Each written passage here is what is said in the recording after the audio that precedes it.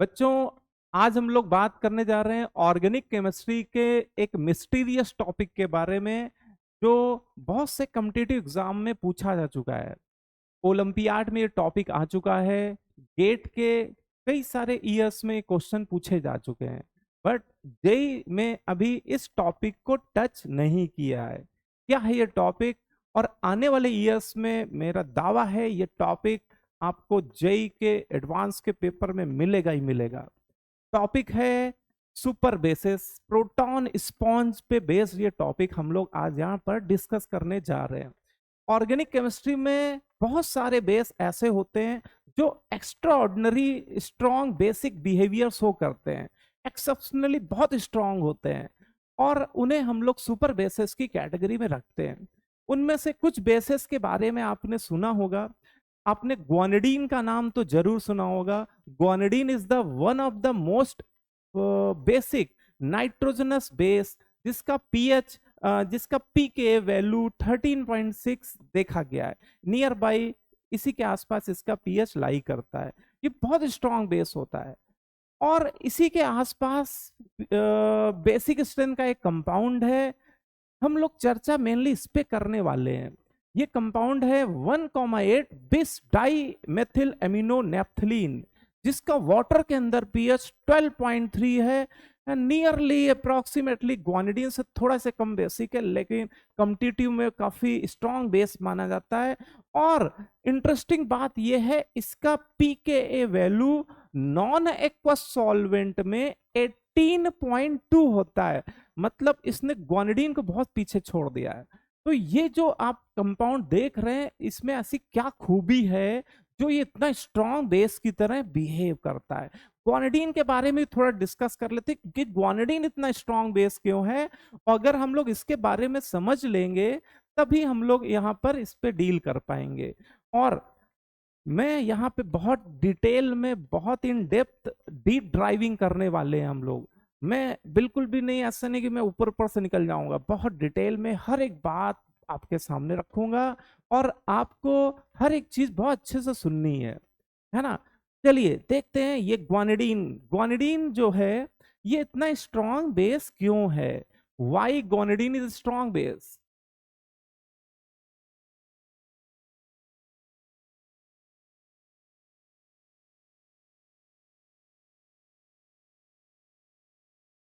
देखिए, guanidine strong base क्यों है, हम लोग इसकी बात पहले कर लेते हैं।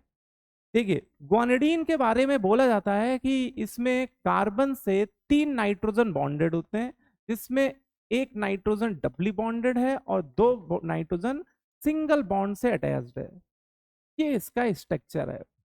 और आपको जीओसी में हम लोग पढ़ते हैं कि जो बेस होते हैं, बेस जब प्रोटोनेट होकर कॉन्जुगेट एसिड बनाते हैं, अगर वो कॉन्जुगेट एसिड किसी भी इलेक्ट्रॉनिक इफेक्ट से बहुत ज्यादा स्टेबलाइज हो जाता है, तो इक्विलिब्रियम फॉरवर्ड डायरेक्शन में की तरफ शिफ्ट हो जाता है, और वो बहुत स्ट्रॉन्ग बेसिक नेचर शो करते हैं। तो ग्वानिडीन के बारे में यही बात कॉमन है।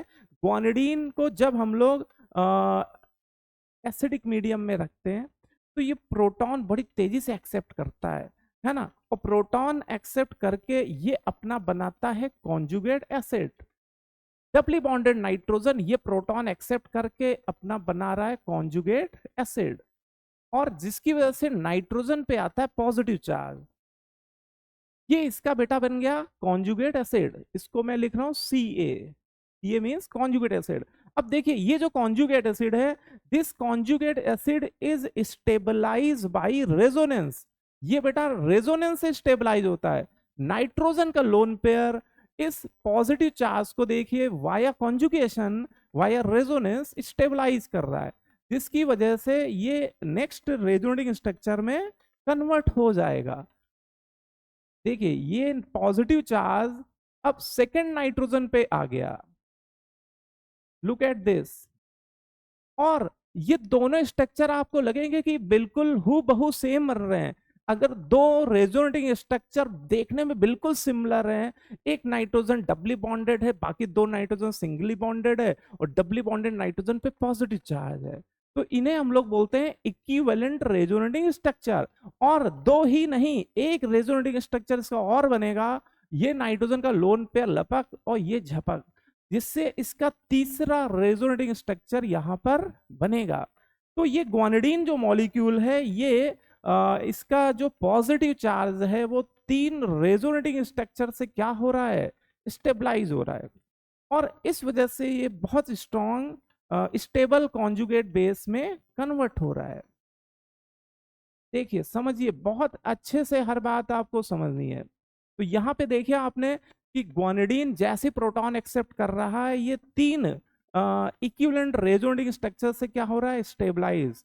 Conjugate acid is stabilize by 3 equivalent resonating structure. इस वजह से इक्विलिब्रियम फॉरवर्ड डायरेक्शन पे ऑलमोस्ट शिफ्ट हो जाता है, और ये जो ग्वानिडीन है ये वाटर के अंदर एक्सेप्शनली स्ट्रॉन्ग बेस की तरह बिहेव करता है। प्रोटॉन एक्सेप्ट करने की टेंडेंसी इसकी नॉर्मल एमीन से कई गुना ज्यादा होती है। अब आते हैं, बात करते हैं प्रोटॉन स्पॉन्ज की वजह से बेसिक स्ट्रेंथ कैसे इंक्रीज हो रहा है। यहाँ तो हम लोग कॉन्जुगेट एसिड की स्टेबिलिटी की बात कर रहे हैं, लेकिन ये जो इसका सेकेंड मॉलिक्यूल है, इसकी बेसिसिटी इतनी ज्यादा क्यों है। आइए एक क्वेश्चन के थ्रू इसको समझते हैं। ये क्वेश्चन ओलंपियाड के पेपर में पूछा जा चुका है, PYQ है। और देखिए सेम यही कंपाउंड बिस 1,8 बिस डाइमेथिल एमिनो नेप्थलीन को बोला गया है कि ये बेटा 10 की पावर 10 टाइम्स मोर बेसिक है इस कंपाउंड की कंपैरिजन में 1 डाइमेथिल एमिनो नेप्थलीन।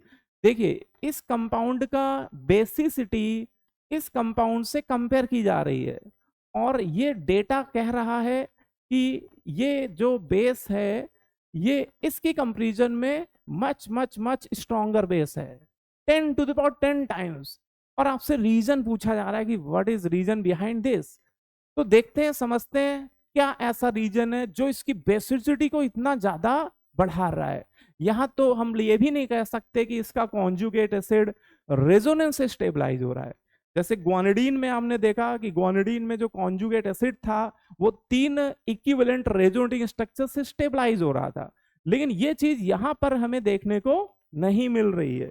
तो क्या आखिरकार क्या ऐसा फैक्टर है, कौन से ऐसे फैक्टर हैं जो इसकी बेसिसिटी को एक्स्ट्रॉर्डिनरी इनहांस कर रहे हैं। तो समझते हैं। देखिए ये मैंने वही डायग्राम लिया हुआ है, बिस 1,8 डाई मेथिल एमिनो नेप्थलीन। बोलते हैं कि ये प्रोटॉन स्पॉन्ज एक कॉन्सेप्ट यहाँ पे इंट्रोड्यूस किया गया इस तरह के बेस का एक्स्ट्रॉर्डिनरी बेसिक नेचर को एक्सप्लेन करने के लिए। प्रोटॉन स्पॉन्ज, स्पॉन्ज वर्ड से थोड़ा सा कनेक्ट कर लिया यहाँ पर। स्पॉन्ज का एक बिहेवियर होता है, अगर स्पॉन्ज को पानी में डुबोया जाए तो वो वाटर को एब्जॉर्ब कर लेता है।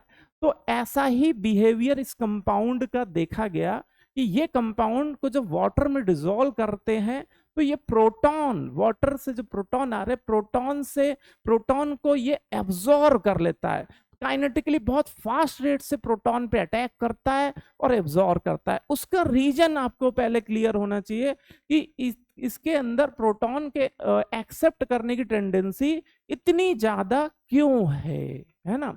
क्यों ये इतना तड़प रहा है प्रोटॉन के लिए, देखने से ऐसा लग रहा है तड़प रहा है ये, है ना।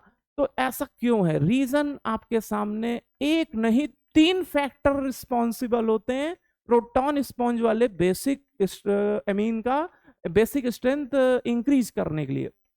There are 3 factors responsible to increase the basic strength of this type of bases. First reason क्या है कि ये आप देख रहे हैं बल्की ग्रुप है। ये एक कैसा ग्रुप है बेटा, ये एक बल्की ग्रुप है, और एमीन की दोनों अल्फा पोजीशन पे, ये अल्फा है तो ये बेटा ये अल्फा डैश इसको बोल सकते हो, दोनों अल्फा पोजीशन पे बहुत ही बल्की ग्रुप बैठे हुए हैं।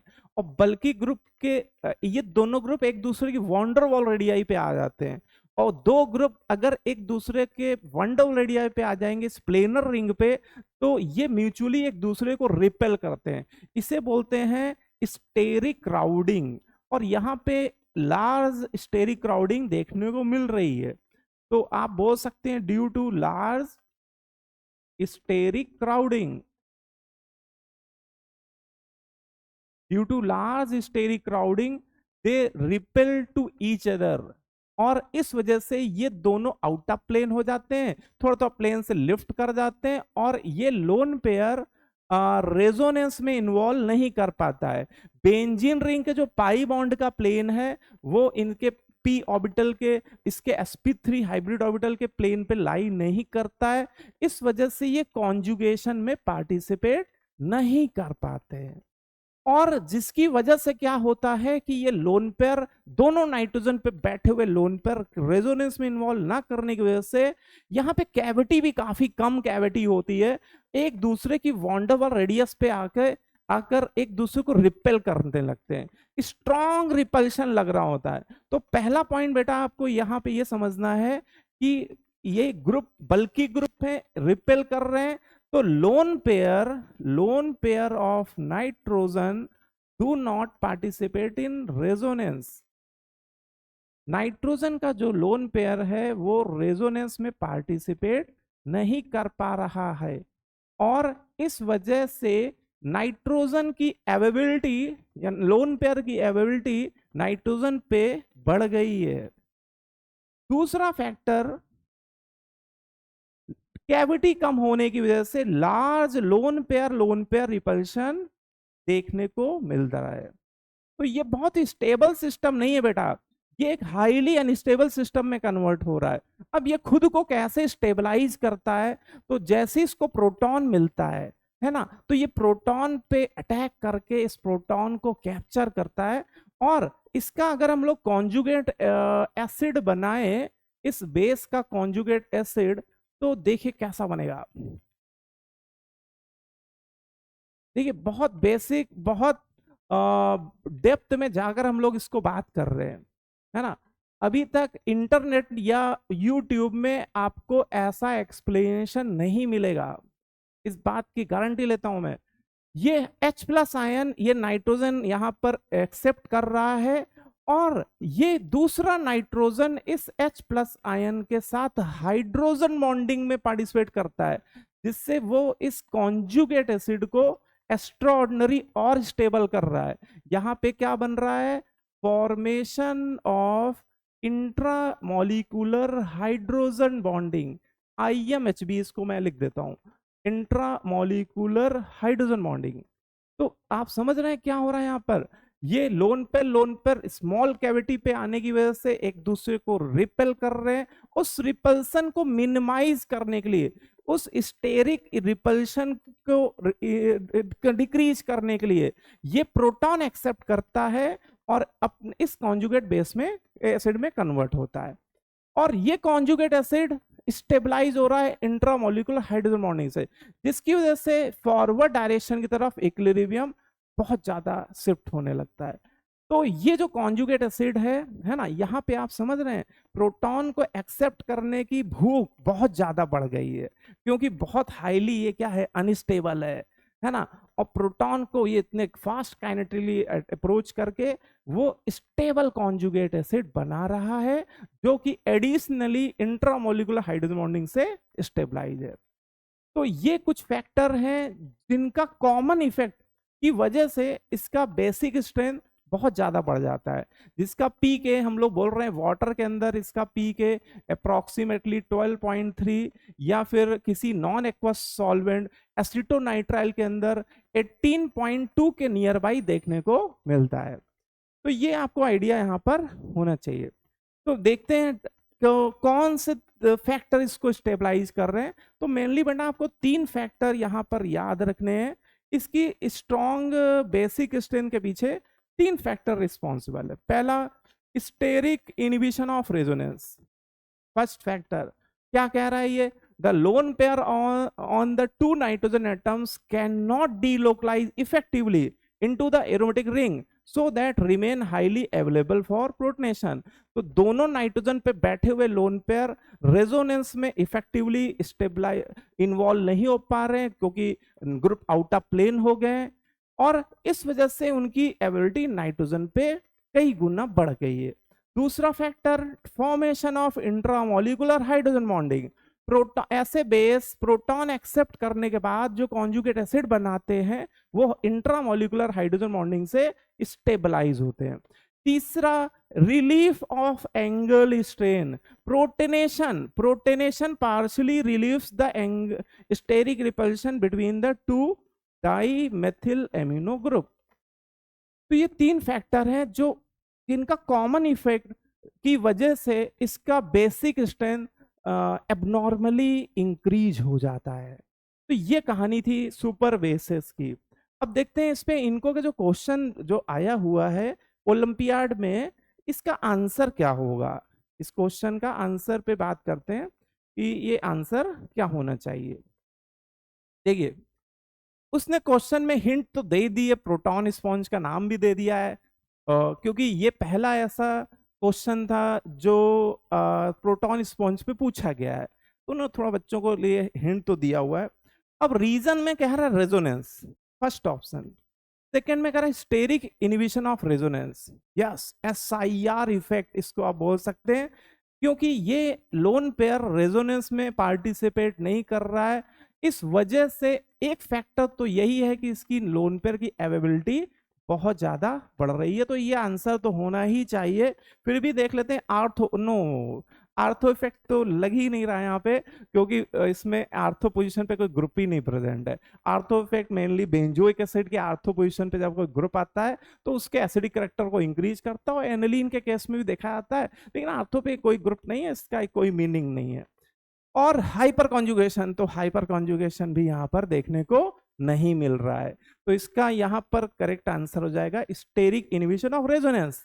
लेकिन जे एडवांस आने वाले सालों पे इस पर एक बहुत बेहतरीन मल्टीपल करेक्ट क्वेश्चन बना सकता है कि केवल एक यही सिंगल रीजन नहीं है जो उसकी बेसिसिटी को इनहांस कर रहा है, इसके पीछे बेटा इसके साथ साथ दो मेन फैक्टर और हैं। अगर वो एक ऑप्शन में डाल देगी conjugate acid is stabilize by intramolecular hydrogen bonding, तो ये भी आंसर सही हो जाएगा, और एंगल स्ट्रेन का रिलीफ की वजह से भी वो एक्स्ट्राऑर्डिनरी स्टेबल हो रहा है। तो ये पूरा डिटेल आपको पता होना प्रोटॉन स्पॉन्ज के बेसिक स्ट्रेन की बढ़ने की वजह पता होनी चाहिए। अब ये एक क्वेश्चन जो है वो जो पूछा गया है वो तो हम लोग देख ही रहे हैं, लेकिन इसके कई सारे भाई बंधु भी हैं। इसी की तरह बहुत सारे ढेरों कंपाउंड आपको देखने मिलेंगे। हो सकता है आने वाले ईयर या इस साल 2027 में आप देने जा रहे हैं जे एडवांस का पेपर, ऐसा कोई स्ट्रक्चर आपके सामने दे दिया जाए, तो इनको बहुत गौर से देखिए, इनको बिल्कुल दिमाग में बैठा लीजिए। देखिए, ये तो अभी डिस्कस किया ही, ऐसा ही सेम कंपाउंड ये भी है। यहाँ पे भी दोनों बल्कि ग्रुप बहुत पास पास है, एक दूसरे बॉन्ड और रेडियस पे हैं, और ये लोन पेयर रेजोनेंस में इन्वॉल्व नहीं हो पा रहे हैं। और इसमें भी प्रोटॉन स्पॉन्ज की वजह से देखिए पीके नियरली कितना कह रहा है 12.8। सिमिलरली ये कंपाउंड भी आपका प्रोटॉन स्पॉन्ज की वजह से हाईली बेसिक है, पीके इसका कितना 11.5। देखिए ये कंपाउंड स्पाइरल टाइप का आपको दिख रहा है, ये थोड़ा सा कम बेसिक है, स्पाइरल होने की वजह से कैविटी यहाँ पे बढ़ गई है, बट यहाँ भी प्रोटॉन स्पॉन्ज का कॉन्सेप्ट देखने को मिल रहा है। और ये कंपाउंड ठीक है, और भी ऐसे कंपाउंड देखिए, ये सभी एग्जाम्पल इनको गौर से आप बिल्कुल देख लीजिए, ऐसे कंपाउंड आपको आने वाले ईयर्स में मिलेंगे, आपको जेई के पेपर में मिलेंगे, हो सकता है नीट के एग्जाम में भी पूछ लिए जाए। तो इनको एक बार देख लीजिए कि ऐसे जो बेस होते हैं एक्स्ट्राऑर्डिनरी बेस होते हैं, और प्रोटॉन स्पॉन्ज की वजह से इनका बेसिक स्ट्रेंथ एक्स्ट्राऑर्डिनरी इंक्रीज हो जाता है। लुक एट दिस डायग्राम, ये सभी एग्जांपल बेटा प्रोटॉन स्पॉन्ज के ही है ना, और इनकी बेसिसिटी एक्स्ट्राऑर्डिनरी होती, बेहतरीन बेस है ये, आप देख रहे हैं बेहतरीन बेस है। और भी कुछ एग्जांपल है, ये सभी बेसिक प्रोटॉन स्पॉन्ज के एग्जांपल है, सभी का पीके पे नजर डालिए। तो नॉन एक्वस सॉल्वेंट में 1,8 डाईमेथिल एमिनो नेप्थलीन का पीके 18.2, और इसी से रिलेटेड यहाँ पे देखिए ग्वानिडीन भी दिख रहा है, ये मतलब समझ रहे करेला वो भी नीम चढ़ा हुआ है ना, मतलब प्रोटॉन स्पॉन्ज तो हो रहा है प्लस यहाँ पे ग्वानिडीन वाला कॉन्सेप्ट भी आ रहा है।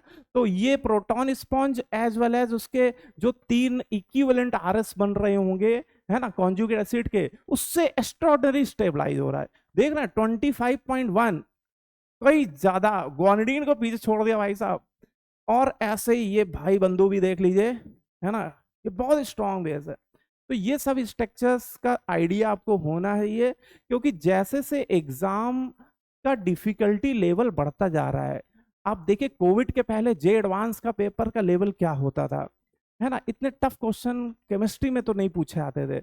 लेकिन अब year by year difficulty level बहुत ज्यादा ड्रेस्टिकली चेंज हो रहा है।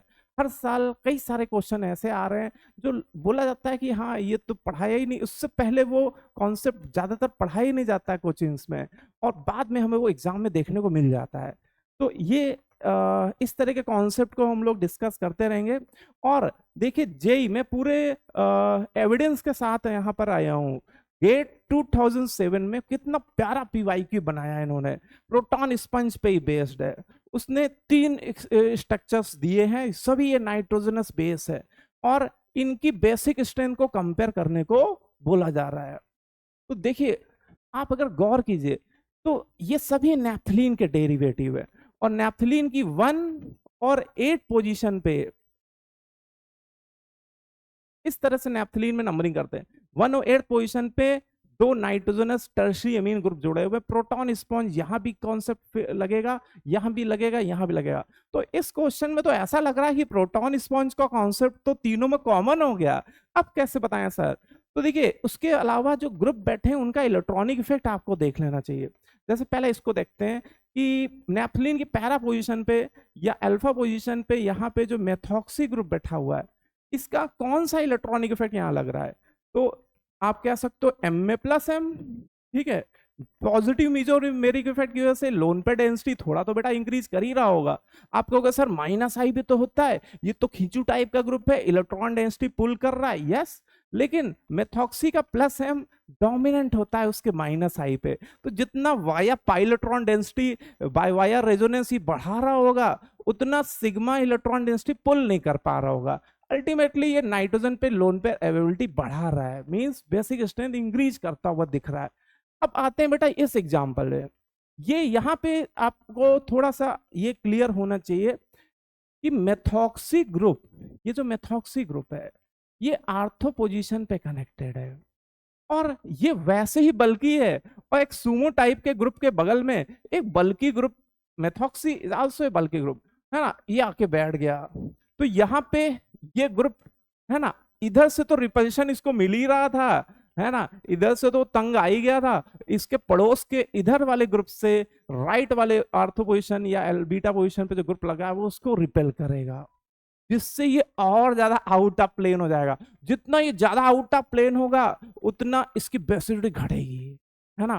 तो इसका मतलब ये तो बहुत अच्छा बेस दिख रहा है, और इसमें SIR इफेक्ट और ज्यादा क्या हो गया, एप्लीकेबल हो गया, और SIR इफेक्ट की वजह से इसकी बेसिसिटी और ज्यादा क्या हो गई, डिक्रीज कर जाएगी। अच्छा इसमें ऐसा तो कुछ नहीं है, हाँ प्रोटॉन स्पॉन्ज तो लग ही रहा है, और वो तो तीनों भी लग रहा है। तो सबसे ज्यादा स्ट्रॉन्गेस्ट बेस हो जाएगा आपका जेड, है ना, +M effect electron density overall बढ़ा रहा है, फिर आपको X देना चाहिए और फिर Y, तो सबसे ज्यादा जेड फिर XY, Z X and Y, तो ए इज द करेक्ट आंसर। तो देखिए इस तरह क्वेश्चन गेट में और भी ईयर्स में पूछे गए हैं, है ना, ये काफी बेहतरीन क्वेश्चन लगा तो मैंने आपको लिया है। ऐसे ही हम लोग बिल्कुल डिफरेंट टाइप के जो कॉन्सेप्ट हैं, जे एडवांस के जो टफ क्वेश्चंस हैं, अभी उसका भी मैं डिस्कशन करूंगा। 2026 में जो टफ क्वेश्चंस आए हैं, बेहतरीन क्वेश्चन आए हैं, जो बच्चे इस साल एग्जाम लिखने वाले हैं, कम से कम उनको उन क्वेश्चंस को बहुत अच्छे से देख लेना चाहिए, जिससे आपको पेपर सेटर का माइंडसेट का आइडिया लगेगा कि पेपर सेटर क्या सोच के पेपर बना रहा है, किस तरह के। हाँ उसमें मैं आपको ये भी सजेस्ट करूंगा कि आज की डेट में क्या एनसीईआरटी रेलिवेंट है। जे एडवांस जैसे एग्जाम के लिए आई थिंक एनसीईआरटी उतनी रिलेवेंट नहीं है। पढ़ लीजिए, मेंस के लिए पढ़िए, कोई प्रॉब्लम नहीं, लेकिन आप एनसीईआरटी के भरोसे अब जे एडवांस जैसा एग्जाम क्रैक नहीं कर सकते, जैसा कि पेपर पिछले 3-4 सालों में आ रहा है। तो मैं आपको सोर्सेस भी बताऊंगा कि कौन सी बुक्स, किस बुक से या किस सोर्सेस से जेई क्वेश्चन को एक्सट्रैक्ट कर रहा है, कहां से वो कॉन्सेप्ट उठा रहा है ना। तो ये सारी बात मैं अगले वीडियो में करूंगा, और आज के लिए इतना ही। आगे हम लोग इस तरह के कॉन्सेप्ट देखते रहेंगे। Okay, tata bye, all the best.